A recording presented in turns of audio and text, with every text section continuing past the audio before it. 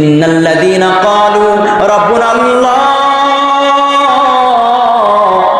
দুনিয়ার ভিতরে আমি আল্লাহকে সবখানে, তুমি খাইতে যাবা সেখানেও আমি আল্লাহকে স্মরণ করবা, তুমি ঘুমাইতে যাবা সেখানেও আমি আল্লাহকে স্মরণ করবা, তুমি ঘুম থেকে উঠবা আমি আল্লাহকে স্মরণ করবা, তুমি যেখানেই যাবা আমি আল্লাহকে স্মরণ করবা।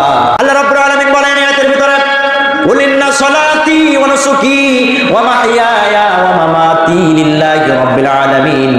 আল্লাহ রাব্বুল আলামিন জানায় দেন, তোমার নামাজ, তোমার কুরবানি, তোমার হজ, তোমার যাকাত, তোমার ভালো, তোমার মন্দ, তোমার বেঁচে থাকা, তোমার মরে যাওয়া, সব কিছু আমি আল্লাহ রাব্বুল আলামিনের জন্য হতে হবে। সুবহানাল্লাহ বলেন।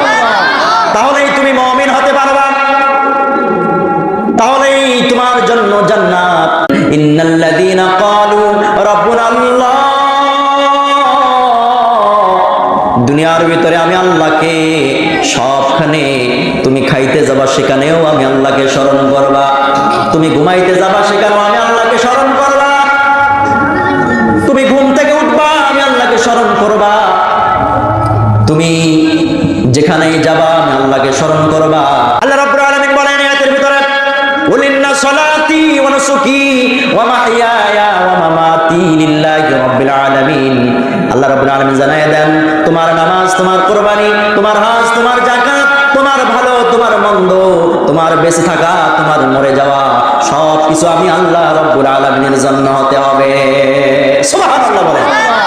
তাহলেই তুমি মুমিন হতে পারবা, তাহলেই তোমার জন্য জান্নাত।